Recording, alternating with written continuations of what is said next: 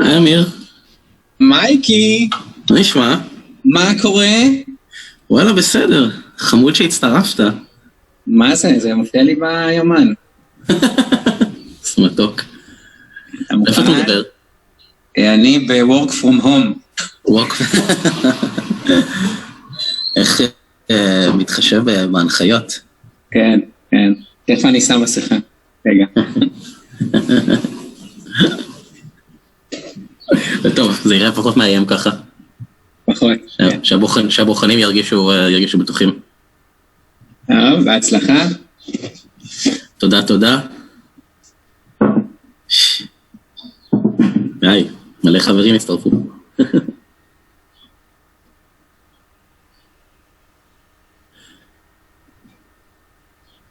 איך אתה בתקופה הזו?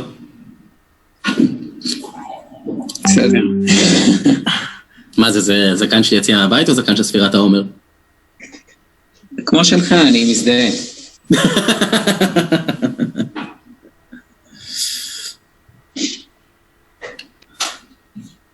בדוק.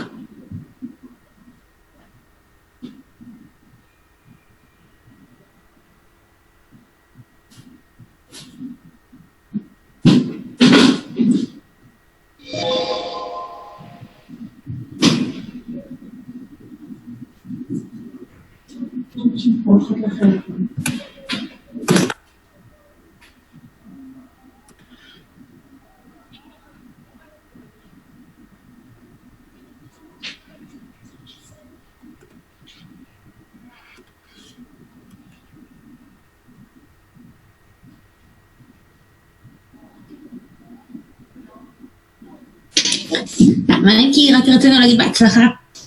תודה. מי זה אנחנו? אני וארתי. חמודים. כן. נשתדל לא לעשות יותר מדי בושות. בעיקר... תעשו, שימו וואנזיז. אני מנסה לעבוד תוך כדי. כן. אתם תראו עד הפגישת צוות שלי, אני פה. עד הפגישת צוות. כן.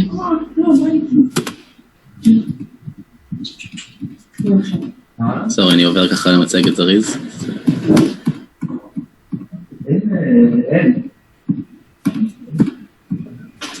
עם אנשים חשובים פה?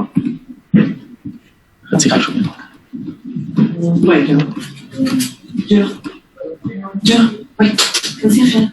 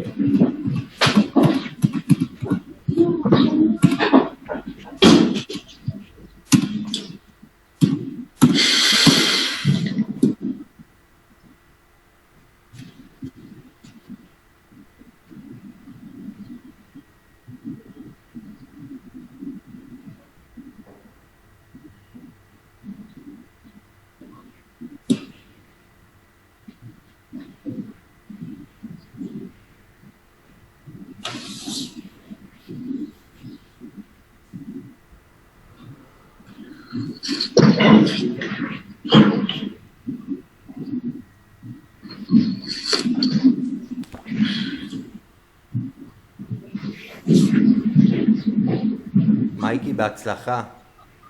תודה. אתה עם תמי או שתמי בעבודה? לא תמי בעבודה, פתחתי את זה ואני מקליט. יאללה, שיהיה בהצלחה, אני חוזר לעבודה. לך תעבוד. תן בראש. תודה.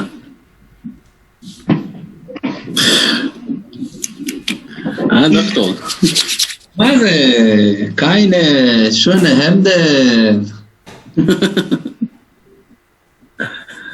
Was passiert? Alles klar? יא? nicht schlecht. חושב שאני מוכן באופן יחסי. אני בטוח. אמירוס, מה קורה? איפה אתה? באילת או בבית? ב-work from home. וואה. heavy duty. And what is going with the Ramadan and everything? מה? All this beard? אז שאלתי אותה אם זה זקן של עבודה מהבית או זקן של ספירת העומר. זה זקן של הרמדאן, מה זה?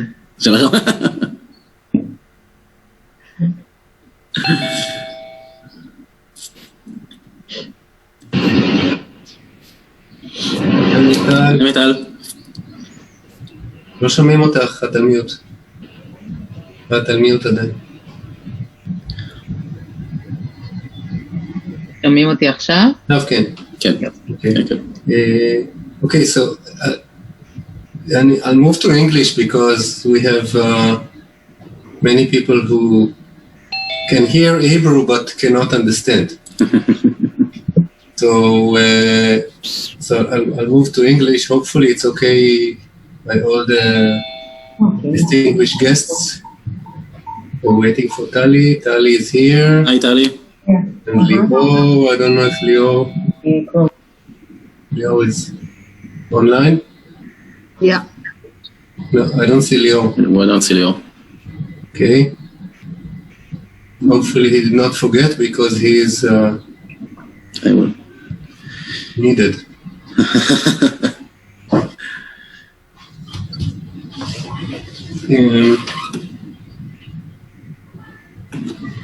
Second.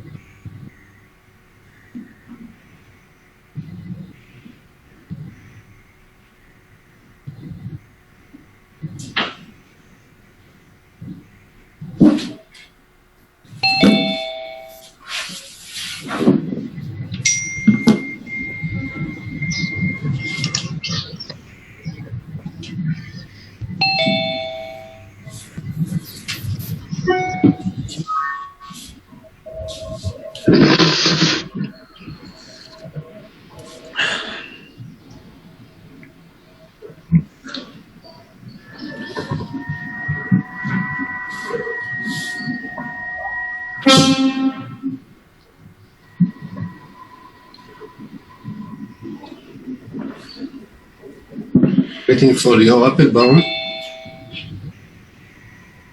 There he is. There he is. Okay. היי ליאור. Okay. מצוין. Just a few words in Hebrew for the guests of friends and family of Mikey, and then I will move to English. אז אני מבין שיש פה אנשים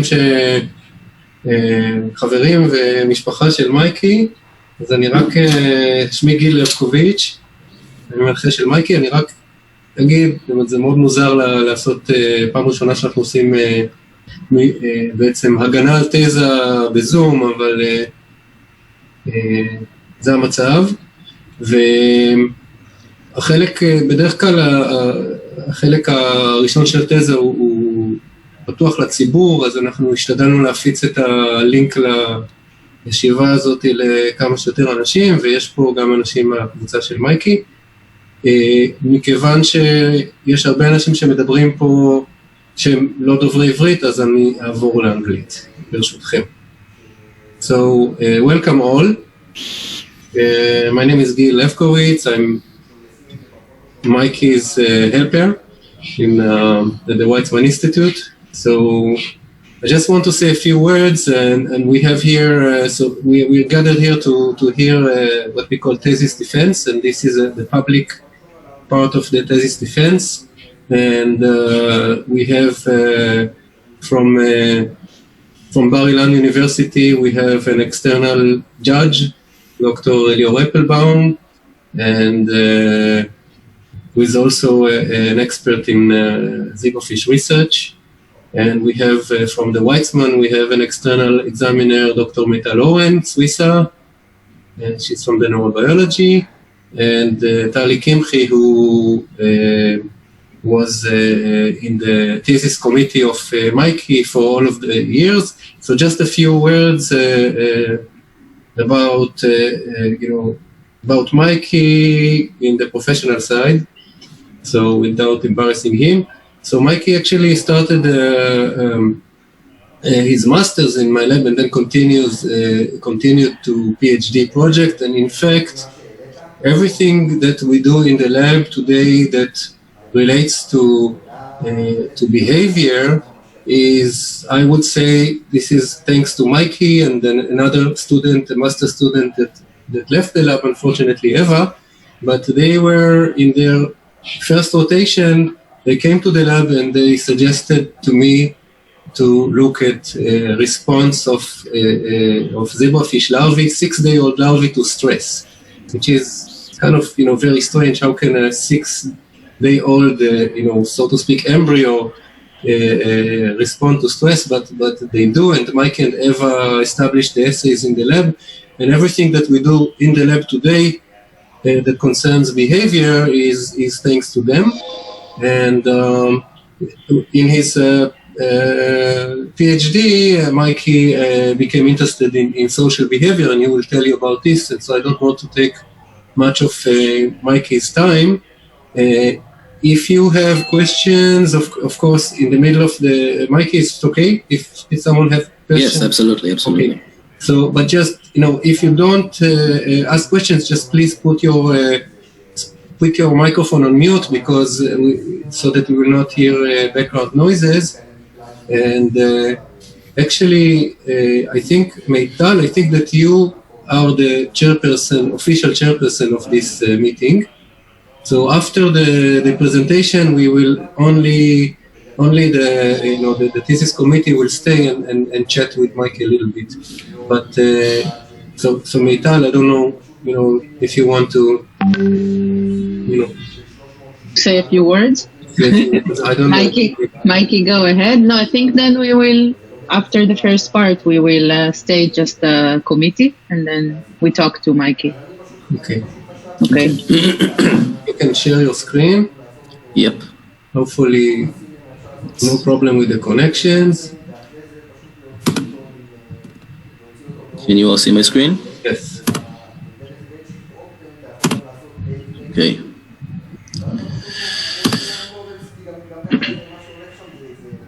Okay. So thank you everyone for joining in. As Gil said, it's a bit weird to do it like this, but I hope you will enjoy the talk anyway. You will find what I have to say interesting. So I'm going to talk today about the role of oxytocin neurons in the development of social behavior. This is one of my projects, my thesis, the main one, and that's what I'm going to present to you today. So let's start off with a little bit of introduction. First of all, on what exactly is oxytocin.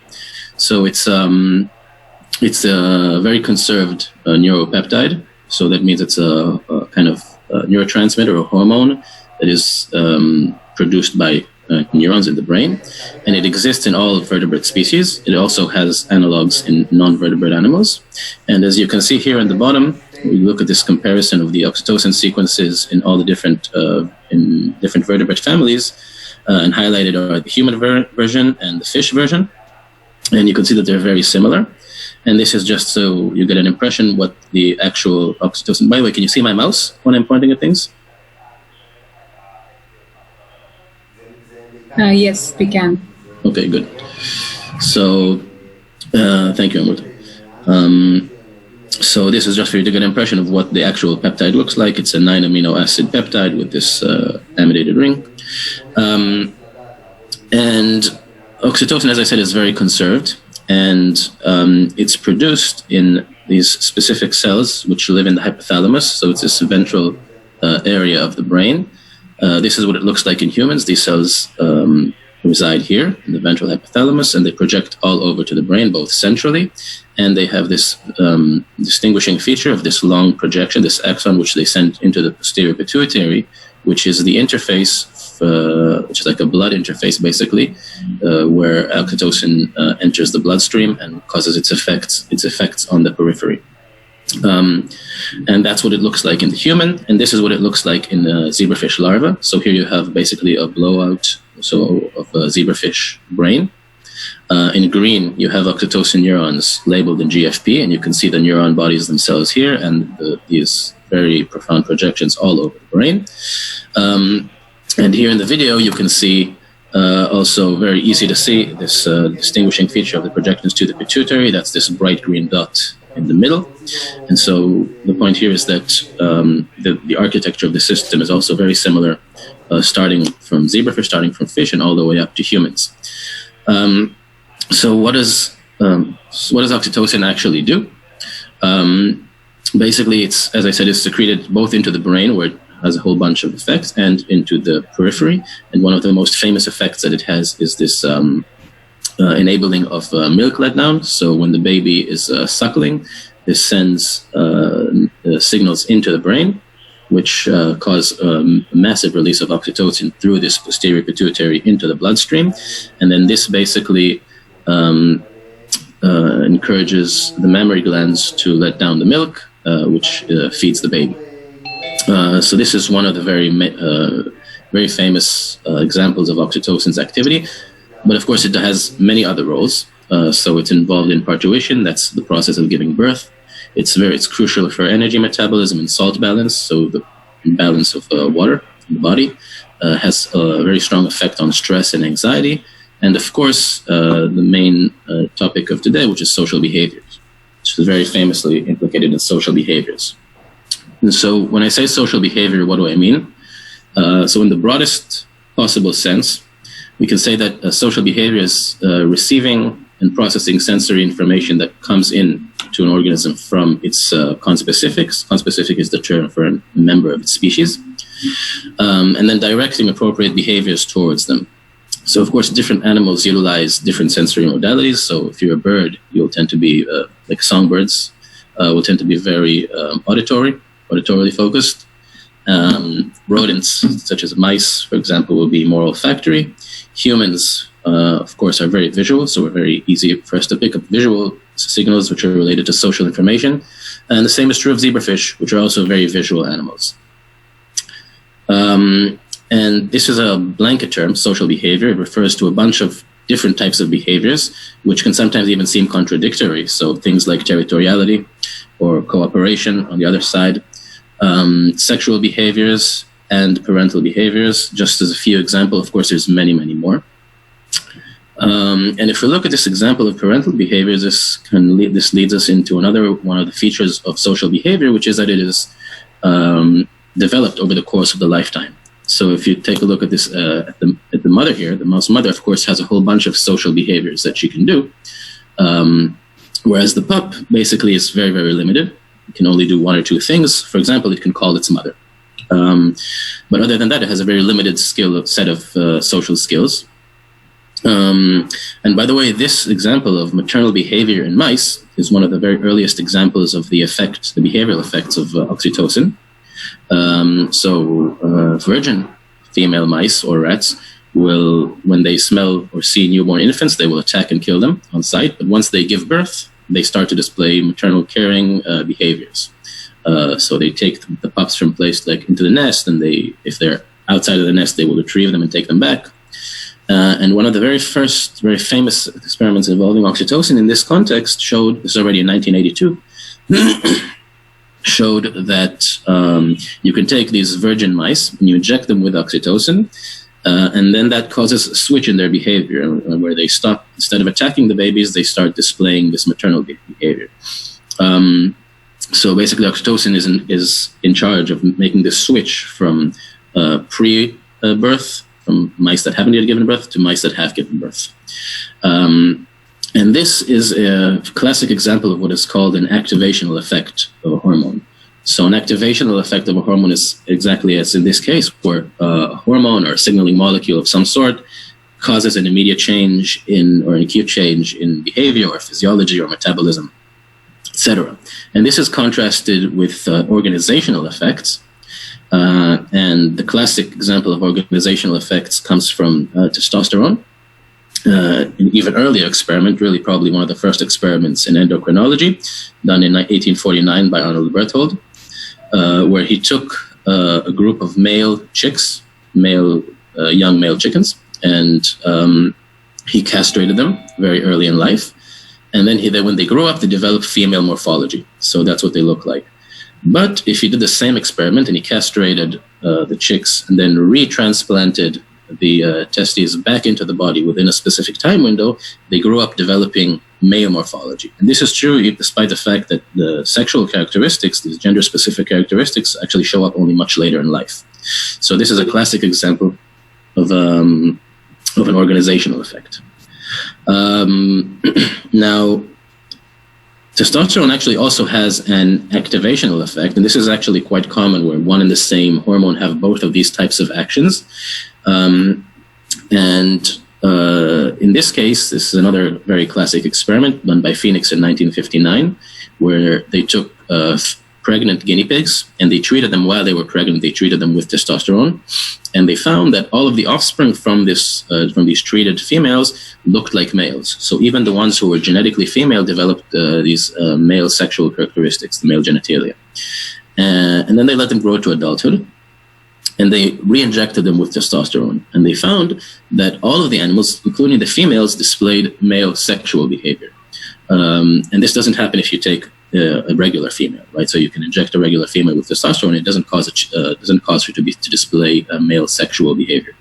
And so this is an example of basically testosterone having this organizational effect very early in life, where it kind of prepares both the sexual organs and the brain for kinds of behaviors that will be required later in life, and where it itself activates. Okay.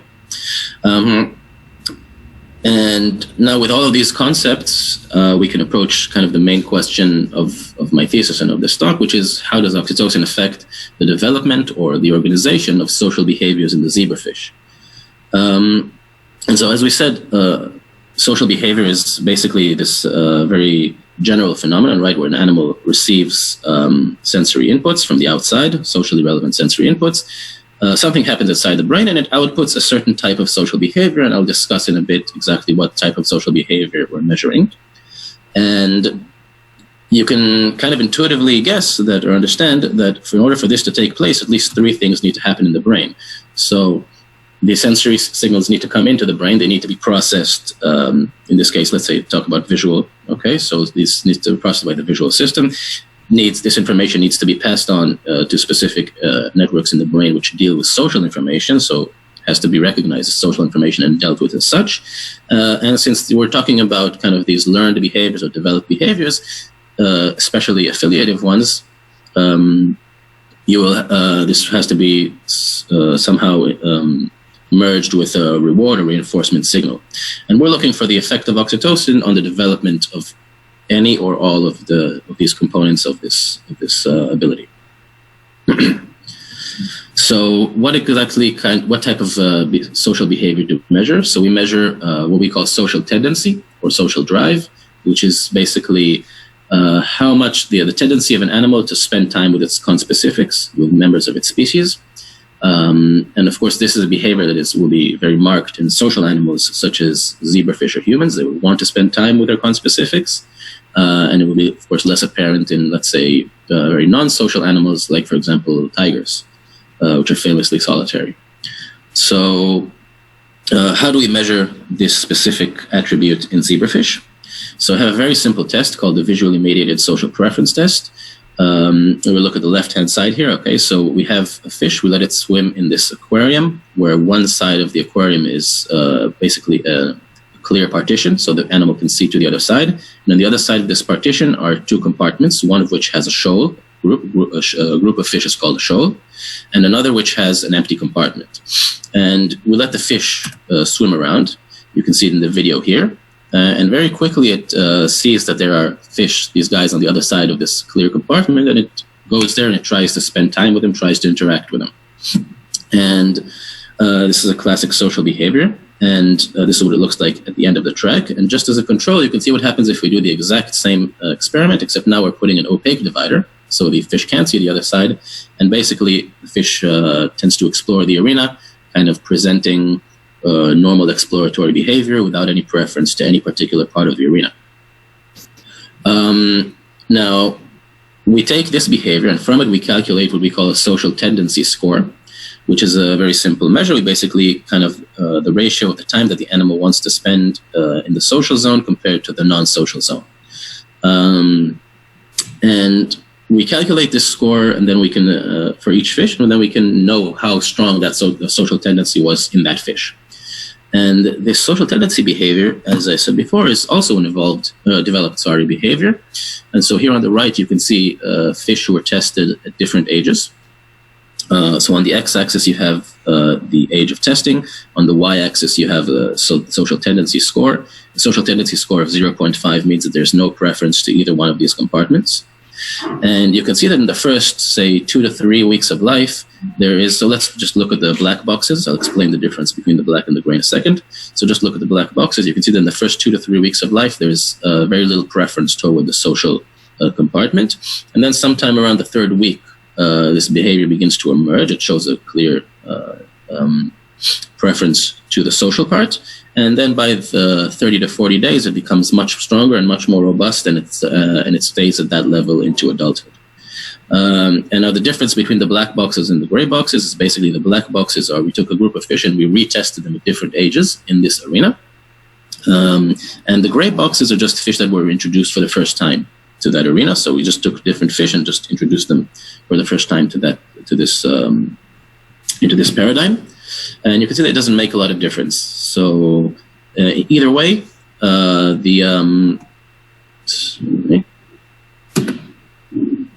basically the behavior seems to arise somewhere around late in the 3rd week of life, and then grows stronger at around 40 days to 60 days. So in this case, it's a classic kind of social behavior and very suitable for my question of looking at organizational effects. And am I stuck? Okay. So now I want to have a way to manipulate the oxytocin system, because we want to see how if this behavior is at all affected by oxytocin. So the first perturbation that we used is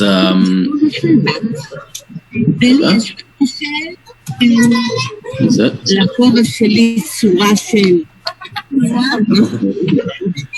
ברית, יכול לשים על שקט? נכון, כל הכבוד, תודה. תודה. So, right, so the first thing we wanted to do is we wanted to find some way to manipulate the oxytocin system. So we used the Botox or Botox beta light chain, which we call BOT-BLC here. And just a quick explanation of what neurons are and how they work. So neurons have the cell body, and they have these projections called either dendrites or axons, which they send to their target regions. And these projections end in what are called synapses. And so the neuropeptide or neurohormone, in this case oxytocin, is packaged into vesicles, like these little bubbles, which are transported down the axon all the way to the synapse, which is what you see here at this blow up. And there, once these vesicles are there and and there's an activation signal, so the neuron is active, basically what happens is these vesicles are fused to the membrane of the synapse, from which they are released into the synaptic space, and then the content is released. And so, what you see here at these hairs, which are the kind of synaptic machinery that allows this fusion, this docking of the vesicles and the release of their content into the synaptic space. And what the Botox enzyme does, it's an enzyme that comes from the botulism bacteria, the bacteria that causes botulism. It's considered one of the most potent poisons known to humans, and it's a very effective enzyme at binding and cleaving all of this synaptic machinery. It's specifically the synaptobrebin and the VAMP So these are two very important components of this machinery. And once these things are cleaved, then the vesicles can no longer fuse and they cannot release their content into the synapse. And that effectively silences the neuron. So in this video, the example you see here is what happens at a neuromuscular junction. So basically, the result is that the muscle is paralyzed, but you can express this enzyme under any cells, or whatever given cell you want to express it, and it has the effect of effectively silencing the neuron. So in this case, we use the GAL4 UAS system. So we express this GAL4 driver under the oxytocin promoter and the Botox under a UAS promoter. And this enables a specific expression of Botox in oxytocin neurons. And we want to see what the effect, how these, And first we check that basically it's expressed. And you can see here in both the larva on the left panel and in the adult on the right-hand panel, you see that the transgene is expressed. So Botox is fused to GFP, and it's here in teal. You can see that it's marking very well the whole oxytocin system, so all of the oxytocinergic cells throughout the lifetime of the animal. And when we test these fish in the visually mated social preference assay, you can see that the Botox fish have a reduced tendency to shoal, a reduced social tendency. And that's a good start because it shows us that basically oxytocin is involved in this process. The problem, of course, is that this Botox, as I showed you, is effective throughout the lifetime of the animal, beginning at birth and then for the rest of its life. So it can't really tell apart activational or versus organizational effects and the effect of development. And for that, we need another system, which is this system called the nitroreductase system. So this is another bacterial enzyme. And what this nitroreductase enzyme knows how to do is basically it takes this drug called metronidazole, this is this molecule here, and it metabolizes it into a compound which is very toxic and it causes DNA death. So inside the cell where it is, and this causes cell death. DNA damage, and this causes cell death. And again, we use the same type of system to specifically express this protein in oxytocinergic cells. And you can see that this protein is expressed throughout the lifetime of the animal. So here you have snapshots of zebrafish larvae at different ages, 8, 14, and 24 days old. And here on the right-hand panel in the adult at 90 days old. And in magenta, you have the actual NTRM cherry protein. So that's the enzyme that causes the manipulation. And in green, you have oxytocin GFP. So that so you can see the oxytocin cells themselves.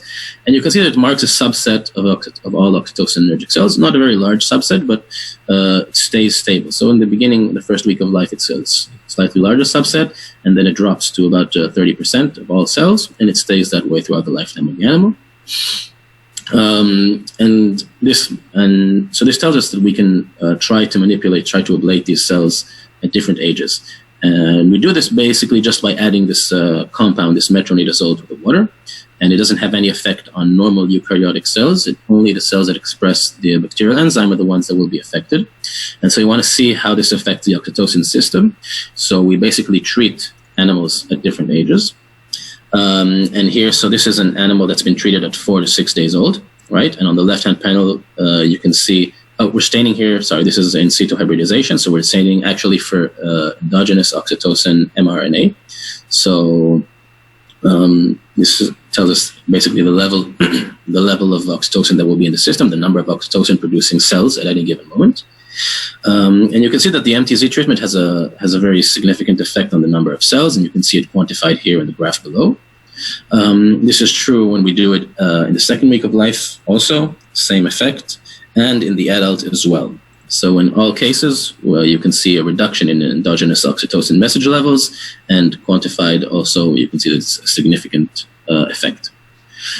And so now I want to see what is the effect of this. Another thing that is important to note is that the oxytocin cells themselves have time to regenerate. So let's say we take a larvae, we treat it at 4 to 6 days old, so in the first week of life, then we let it grow to 90 days old, to adulthood here. And then we sacrifice the animal, and we section the brain, and we start to count the number of NTR cells, so number of cells in the system that have this protein, and we see that basically it's the same number of cells, despite the fact that we So on the left-hand side, you have control, untreated animals. On the right-hand side here, you have the treated animals. And so, in despite of the fact that in the treated animals, we killed off these cells in the first week of life, by the time we test the animals or we take this image, the cells have regenerated. You can see it quantified on the graph here on the right. Purple is control, and the empty boxes are treated animals. And this is actually quite common in zebrafish, which are very well known for having regenerative capabilities in the central nervous system. And this actually makes the system even more suitable for kind of teasing apart the difference between organizational and activational effects, because it means that at the time of testing, actually, the oxytocin system is more or less intact. So at least in terms of content, oxytocin is there and should be able to exert whatever activational effects it could have at that age. And I want to see how these manipulations affect the social behavior. So we basically take these animals and we treat them at these different ages. So at 4 to 6 days old, 12 to 14 days old, 22 to 24 days old in the third week of life, or in adulthood. So after 90 days. And we test them in this, and then when they reach adulthood, we test them in this paradigm, the social behavior paradigm, social tendency paradigm. And the result is very striking. It's very clear that if you treat the animals in the first 2 weeks of life, you cause a reduction in this in social tendency, a significant reduction in the social tendency.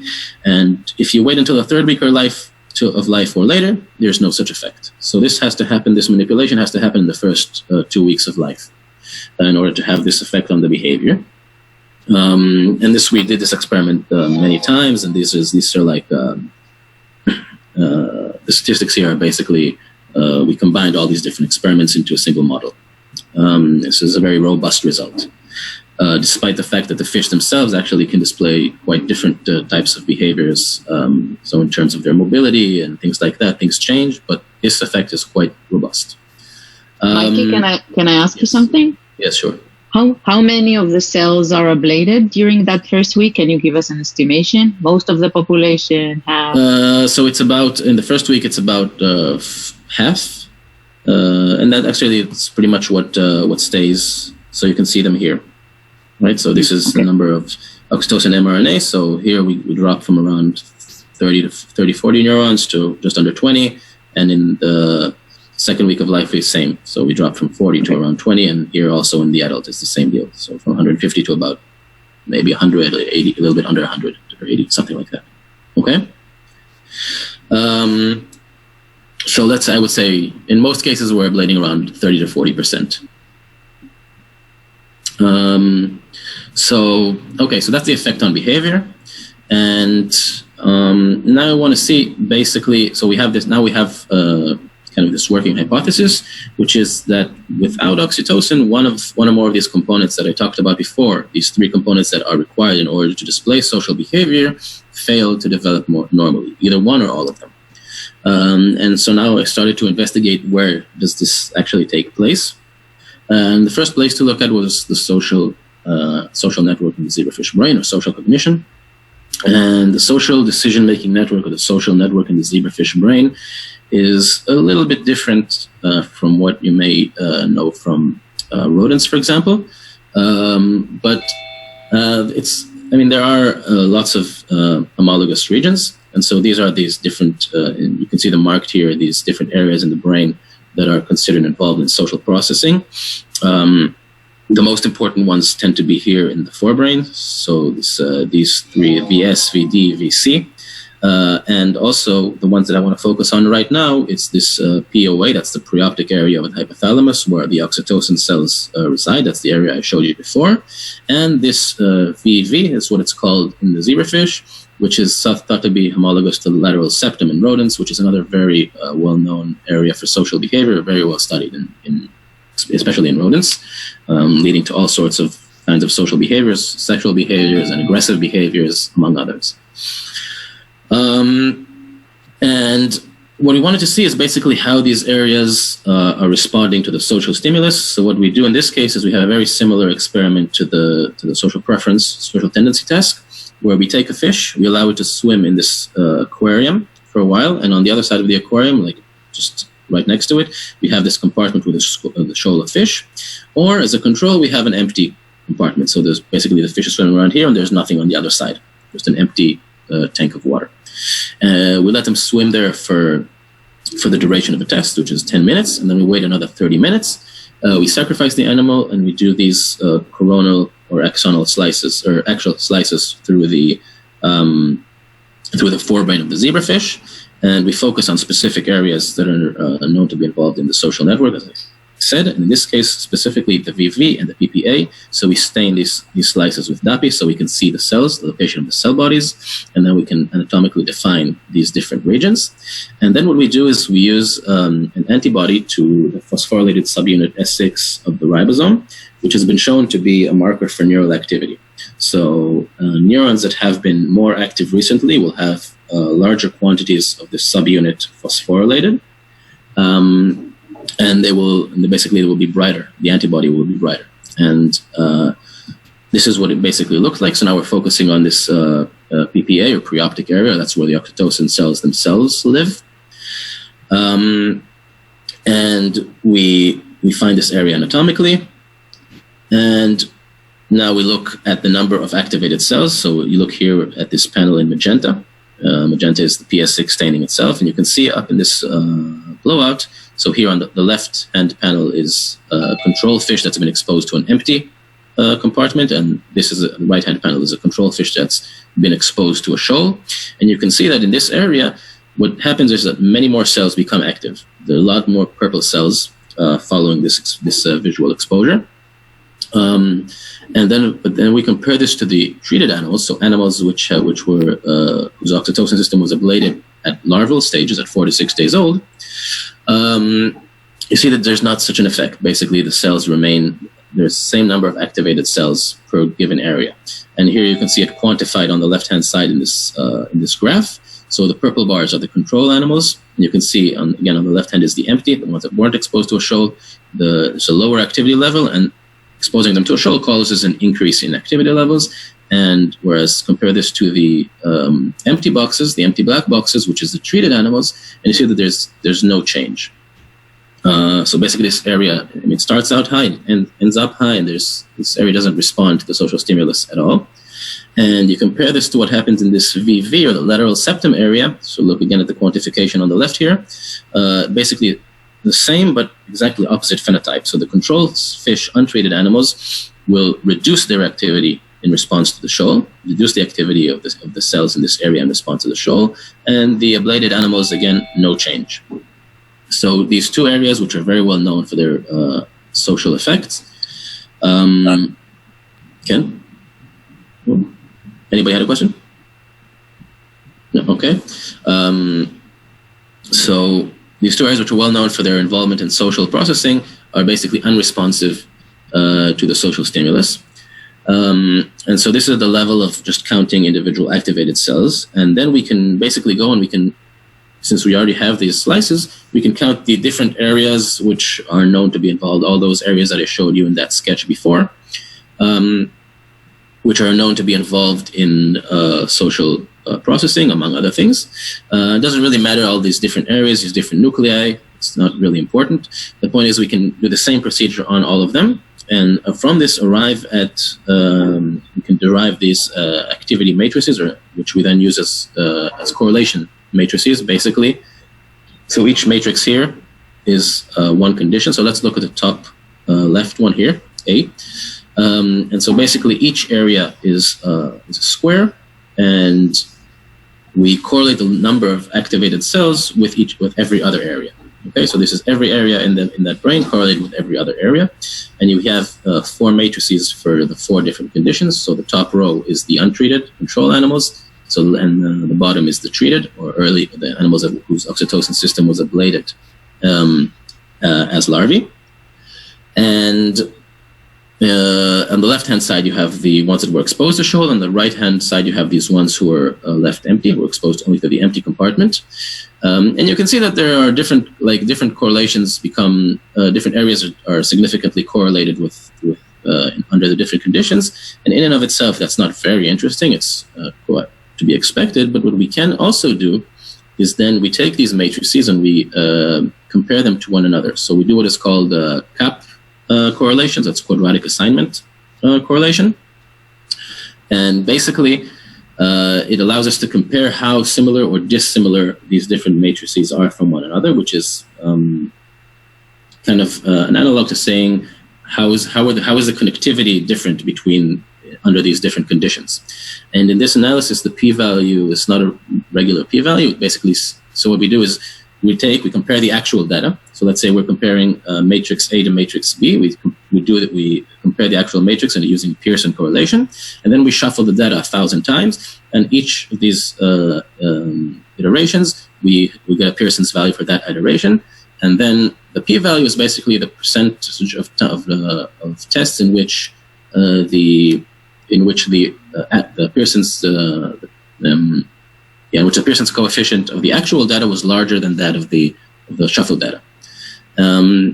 So higher p-values mean that the matrices are more dissimilar. Okay, and so the first thing that sticks out, I think, is that you can see that when you look at the empty conditions, so fish that were non-exposed, and you compare the untreated to the treated animals here, they actually turn out to be quite similar. So under rest conditions, the connectivity seems to be more or less the same. But now you compare that to the case of where the actual effect of the stimulus. So now I want to take each of the conditions. I want to see untreated animals. How does the exposure to the social stimulus affect the connectivity in the brain, and compare this to what's happening in treated animals. And you can see that in untreated animals, the matrices are much more dissimilar. So, and this is again to be expected since most of these areas that we analyzed are part of the social brain. So this causes quite a large difference, basically. Exposing these animals to a social stimulus causes a big change in the connectivity or in the correlation between the regions of this network. And this is very much reduced in the treated animals. So basically, kind of the same phenotype that we saw when we were counting individual cells, we can see at the level of connectivity in the brain, showing that the brains of these early ablated animals are less responsive to the social stimulus. And so now we want to see, wanted to look at where do these changes occur, what cell populations are affected. And since we're looking at social behaviors and affiliative social behaviors and learned social behaviors, we thought that the first place that makes sense to start was looking at dopamine cells. And also since because dopamine is, of course, heavily implicated in reward, as well as in social processing. Many components of the system are conserved between species. So now I want to ask basically, where do oxytocin neurons project in these affected regions, and what effect do they have on cells of the dopamine system? And the first place we looked was this part of the ventral forebrain. So you have this sketch here of the ventral forebrain in the larva. Okay, and this is an area that encompasses many of these social nodes that we were talking about before, as well as a specific area that is known to be involved in social processing, the nucleus accumbens, or the VD in zebrafish. And so what we have here in the fluorescent images is basically we took animals which are transgenic expressing synaptophysin GFP under the oxytocin promoter, and synaptophysin is a well-known marker for synapses. So basically, all the oxytocinergic synapses in these fish are going to be marked as green, and then we use an antibody to the oxytocin peptide in red, and another antibody to tyrosine hydroxylase, which is the rate-limiting enzyme in dopamine synthesis. So this basically marks dopaminergic cells. So in teal, you have the actual dopaminergic cells. In green, you have the oxytocinergic synapses, and in red, you have the actual oxytocin content. And this is a scan through the ventral forebrain of the zebrafish larva. And you can see that even at this early age, there's plenty of oxytocinergic synapses. So these are these synapses where you can see a red content, red and a green dot, one on top of the other. And you can see that many of these synapses form on the dopamine cells of this region. But also not necessarily on the dopamine cells. As you can see here, all over the region, you can find many of these synapses at larval ages. Now, in the larva, the ventral forebrain or the subpallium is not exactly differentiated yet into the different clusters that it has in the adult, but these innervations actually carry on into adulthood. So here you have a scan through an entire brain. So there's a sagittal slice of an entire brain of a zebrafish adult, entire forebrain of a zebrafish adult. You can see the sketch here on the top and the actual data on in the fluorescent scan. In green, you have the oxytocinergic cells. So this is the preoptic area where the oxytocin cells actually live. You can see them quite clearly here. And in red, you have, again, TH, dopamine cells. And if we look at this area of the subpallium that we were looking at in the larva before, you can see very clearly that there are very strong oxytocinergic projections here into the VC or the striatum area, striatum-like area, and into the VV or the lateral septum-like area, which is the area that was unresponsive in the activity measurements as well. So this is so this connection basically starts in the larvae and persists into adulthood. And also in this, what I was talking about before, this reward area, this VD nucleus accumbens area, it's a bit harder to see here, but if we zoom in even more, you can see quite clearly that there are oxytocinergic projections here in green, both on the cell bodies themselves, as you can see here on the dopaminergic cell bodies, and in the area in general.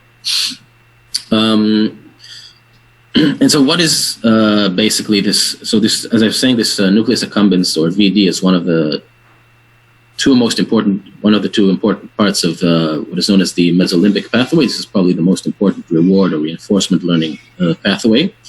Very, very widely studied in all sorts of animals, especially in mammals.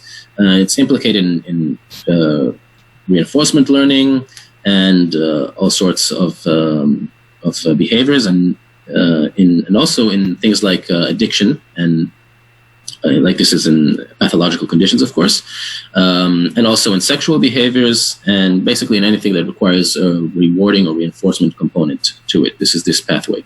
So we looked at the VD. So this is the forebrain part of this network, and the other part of this network is this posterior tuberculum in fish, which is analogous to the VTA, the ventral tegmental area in mammals. Which is kind of the source of sending dopamine. And between these, so the connection between these two areas is what is called the mesolimbic pathway. And we wanted to see the effect of oxytocin on this area. So does oxytocin actually talk to this area? So we did the same experiment as before with these synaptophysin expressing zebrafish larvae. So this is exactly the same data. So in teal you have dopamine, in magenta you have oxytocin, antioxytocin, and in green you have the synaptophysin EGFP. And you can see that there are synaptic oxytocinergic synapses on top of these dopamine cells in the posterior tuberculum. And what you can also see in the bottom blowout panel is that there are oxytocin cells in this region, which are like just exactly adjacent to the dopaminergic cells of this region. And this has been shown before already, and actually oxytocin is known to be, it can be secreted through dendrites and it can act by diffusion. So it doesn't actually have to be secreted directly into the synapse. It can be secreted and then diffuse through the tissue and act on cells who are, if they're close enough, it can act on them anyway. So this is a very strong indication that oxytocin can affect the dopaminergic cells of this posterior tuberculum area, this very important region for reward. And then what I did was I started to count the number of dopaminergic cells to see if there was some kind of developmental effect. And so this is what you have here is basically animals. We took them and we ablated them at 4 to 6 days old. And then at 8 days old, I did the same procedure and I basically stained for this TH and counted the number of dopaminergic cells. And you can see that ablated animals have a reduced number of dopaminergic cells. And then the interesting part is that if we take these same animals and we grow them to adulthood, this reduction is maintained even in the adult. So there's less of these dopaminergic cells in the posterior tuberculum in adult animals who are treated as larvae. And this is unlike the oxytocin cells themselves that we ablated. These cells don't regenerate. So this is a lifelong impairment in the number of dopaminergic cells in this area. So we had this. This reward component. So that was nice. And since we had already had these samples, it was counting dopaminergic cell numbers in different clusters just to see what was affected and what was not. And the first one I found was this posterior tuberculum. But what I also found, which was quite surprising, is this area. This, which you can see here in blue, it's called or in the sketch here at the bottom, it's called the pretectum. And it's part of the zebrafish visual system, and I'll explain a bit about it, exactly what it does in a bit.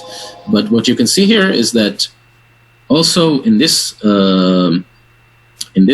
dopaminergic cluster, oxytocin forms content-containing synapses on these cells. So this is what you can see here. Again, this is synaptophytes and EGFP animals. And these synapses contain oxytocin, and it's not as strong an innervation as you have in the ventral forebrain, but it's definitely there. Many of these cells have a couple of such oxytocinergic synapses on them. And this is again in the larva, so very early. And so basically the age of treatment and the age where treatment is effective at causing the behavioral change. So basically oxytocin is talking with these cells even at this age. And also when we count these cells, we have the same effect of a small but significant reduction in the number of these dopaminergic cells in this region. So this is again a larva that was treated at 4 to 6 days old, imaged at 8 days old, and then we counted the number of cells in this pretectum, and we see that there are less of them. And we take this larva and grow it to adulthood. And again, we have the same effect as we did in the posterior tuberculum, in the reward area, where this reduction is maintained throughout the lifetime of the animal.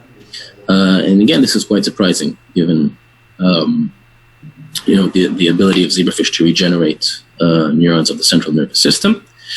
And so, what does this pretectum actually do? Because I didn't actually know this region until I started to look into it. And so, since the fish visual system is a little bit different to ours, to mammalian ones, because they don't have a cortex. So, no visual cortex. So in mammals, the most visual information is processed by the visual cortex. But mammals do have these other kind of accessory nuclei which help specific parts which have specific functions in visual processing, called the pretectum and the superior colliculus. And this is basically what these are basically these areas in the fish brain. And these are what does most of the heavy lifting in terms of visual processing in the fish.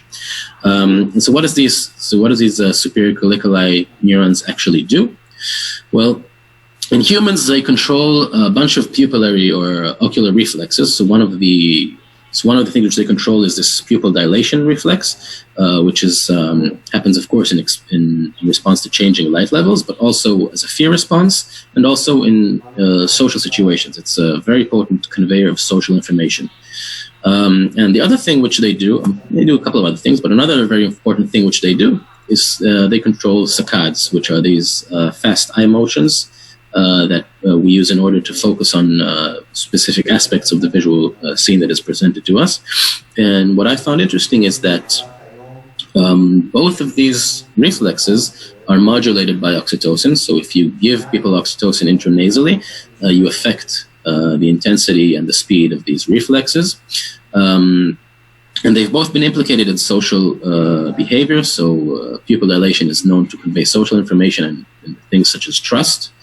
And saccades, there's a very specific way in which most of us will, for example, when presented with a face, we'll have a specific pattern of our eyes will saccade from spot to spot in that visual scene, and a very specific kind of pattern. So they start with the eyes, and then the mouth, and then the nose, etc. And people with social impairments, for example, with autism, won't do this in a normal way. And actually, the superior colliculus itself, at least in primates, has been shown to express the oxytocin receptor. And so it makes sense that it would be sensitive to oxytocin. And what does it do in zebrafish? Well, it's a little bit less studied, but there was a recent paper from 2019 where they used optogenetics to control these neurons. So they expressed channel rhodopsin in these pretectal neurons. And since the larvae are transparent, it's quite easy to control. You just turn on a very strong blue LED light. And once you activate these neurons, you'll see, so this is a slow down video. The first thing that happens is these eyes, a little bit after, they will start to saccade, they will move, and then they will converge on, that's what saccade, and then boom, they converge on this point right in front of the larvae. And this then initiates a hunting sequence, which is what you see here, this orienting behavior that you see in the movie, and ending in a strike. And this is how zebrafish larvae hunt. And the interesting thing here is that there's actually no food in the plate. So it's just by virtue of activating these neurons, you engage this whole circuit of behavior, this fixed action pattern of behavior. And I found it was quite interesting that basically this conserved area controls similar kind of processes from zebrafish larvae all the way up to humans, and might also be involved in social attention and social information processing in the larva.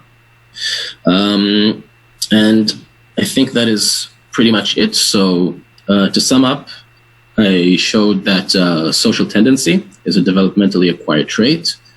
I showed you that ablating oxytocin cells during a critical time window causes a reduction in this behavior, only if it's done in the first 2 weeks.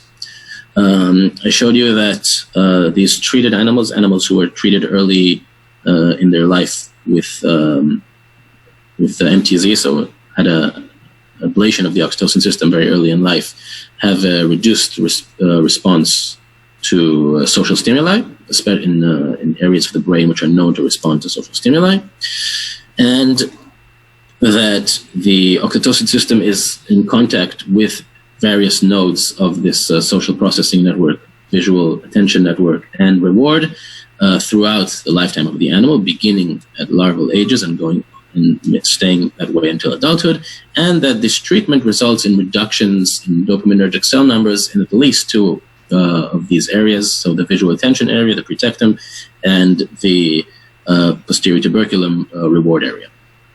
And basically, we interpret this as kind of this system where these oxytocin cells, which live in the preoptic area of the hypothalamus, project to all of these different areas which are important for social behavior. So these 4 brain areas here, the posterior tuberculum and the pretectum, that early life perturbation of these oxytocin cells causes a reduction in the number of dopaminergic cells, for example, in the pretectum, which probably leads to impaired awareness, visual awareness of social stimuli. Also a reduction in the dopaminergic cells of the posterior tuberculum or VTA area, which is the source of ascending midbrain dopamine, very important for reward behaviors. And that this same manipulation also causes a reduced sensitivity of these areas in the posterior tuberculum and in the VV or lateral septum to social stimuli, and that this reduced reduced activity causes a breakdown in the normal connectivity of the social brain network, which leads to impaired social behavior, impaired social tendency of the zebrafish to shoal with its conspecifics. And that's it. I'd like to end. I'd like to thank everyone in the Gil Lefkowitz lab, all members past and present, especially, of course, Gil, my mentor, who was infinitely patient with my project and with all of with how this project came along. And I'd also like to mention our collaborators from the Gulbenkian Institute in Lisbon. It's Rui Oliveira, Professor Rui Oliveira, whose lab it is, and his student, Dr. Rita Nunez. And most of this project, most of these results were done in collaboration with them. I'd like to thank everyone who came to listen, my friends and my family, and the members of the committee for taking time. And that's it. Thank you. If anybody wants to ask questions, now is a good time.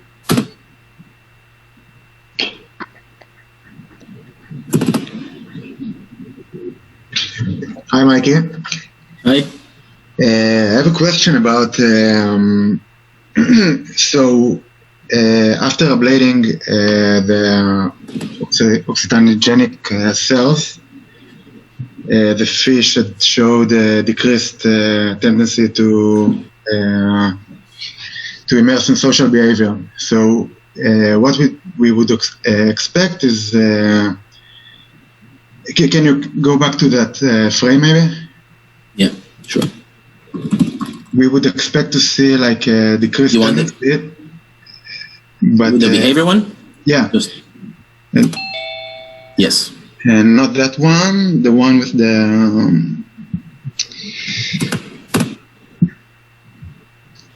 this one? No, I think it was afterwards, the one with single subjects displayed on the graph as well. Which, not sure which graph you're referring to. Yeah, this one. Okay. Okay, so we see the mean value is actually closer to random, which is what to be expected, but we also see a lot of subjects that seem to be avoiding social behavior, Yeah. which I find puzzling. Do you have any theory about that? Yeah, so I do actually. So this is, as I said, this is the not. So most of the talk I was referring to the ablated animals, early ablated animals, and these animals are actually not ablated. They express this Botox transgene, which basically silences all of the oxytocin transmission, starting from day one all the way until the time of testing. So this is a much stronger manipulation. And I didn't include this data here because it's a little bit irrelevant to the story and would have made a little bit of a mess. But these animals actually also have increased fear responses. So they seem to be more aversively. So if you introduce them even to a novel arena without any stimulus, they behave a little bit differently, and they seem to display more fear or anxiety-like behaviors. And I think that's what we see here. So I think this is something to do with this fear component.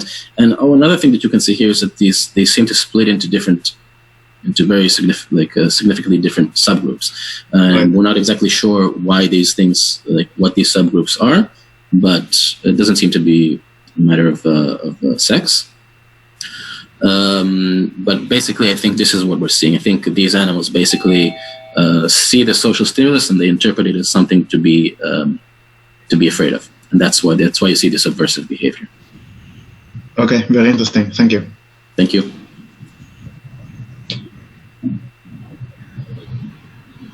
If there are no more questions, and I think we have some people with pressing time, maybe, Gil, we will close this and stay just with the examining committee. What do you think? Yeah. That's a... Yep. That's okay. Good. Thank you, everyone. Thank you, Michael. Thank you, everyone. Well done, Mikey. Thank you, guys. Talk soon. Good luck. Good luck, Mikey. Mikey.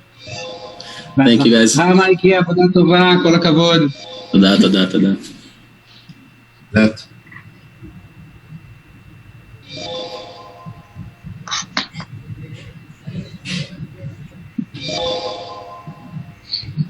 כל הכבוד, מייקי. תודה. קודם כל. תודה. הייתי מרוכז, הצלחתי מתרכז בזום? לא היה תמיד מפריע? יותר טוב מלהיות בסמינר, ברור, אבל לטלי אין הרבה זמן, נכון? אני חושבת. אולי כל אלה שלא בוועדה צריכים לסיים. מי שאחראי על ההזמנה הוא יכול לסגור סלשנים. גיל, אתה יכול להוציא אותם, כן. ולהשאיר רק את עוד רגע. בבקשה. אני זוכר.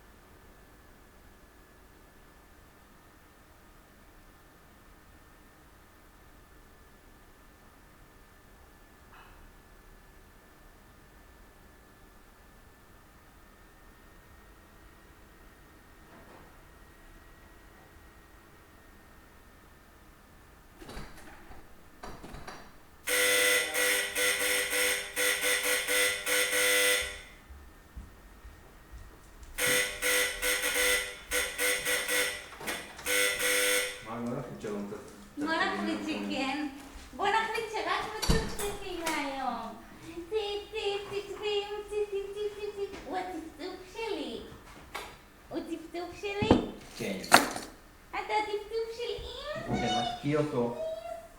תמתקי. הוא מנסה לברוח. הוא בורח. הוא מושך. אמא לא נותנת. אמא אונסת אותו.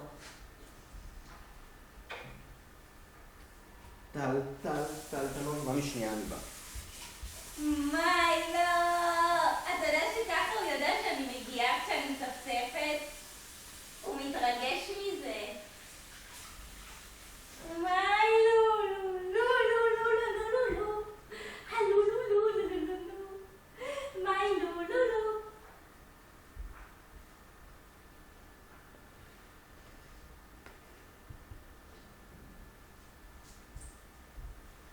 מאמי, בוא תעשה לי רגע. כל היום לא ישנתי, נו.